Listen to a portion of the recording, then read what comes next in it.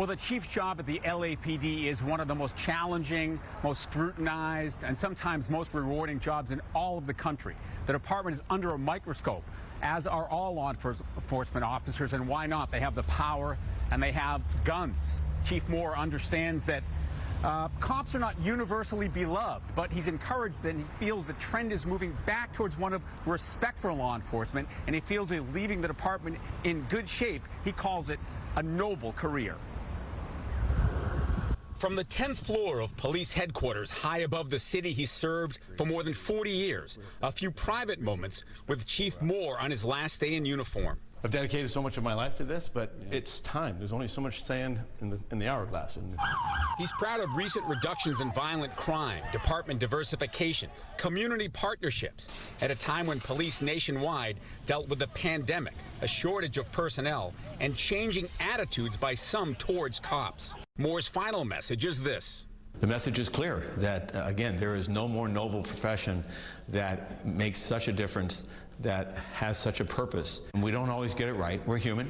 We fall down, we fall short. We have people who tarnish the badge, but they represent the extreme minority. Yes, Moore well aware the department has critics.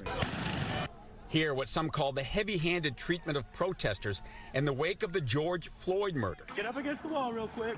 Controversial uses of force and deaths, especially involving people in mental health crisis. I think it's fair to say that we've regressed quite a bit because of the style of management.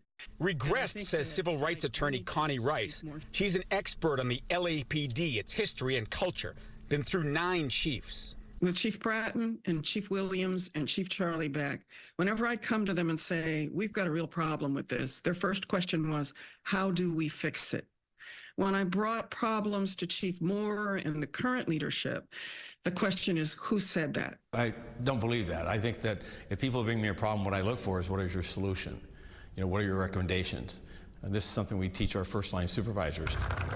One thing is certain, Moore leaves a department that looks much different than the one he joined in the 80s, when 72% was white, 11% black, 15% Hispanic, only 8% women. Now, 25% white, 9% black, 54% Hispanic, and about 20% women. So the challenge for the next chief, as always, is to make sure that protecting and serving is in their DNA, that it's not just a motto.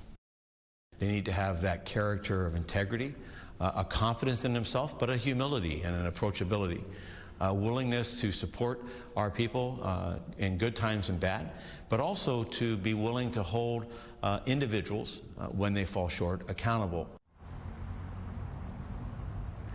Now, the mayor will choose a new chief, Alex and Christine, as we've been reporting, after recommendations from the Civilian Police Commission.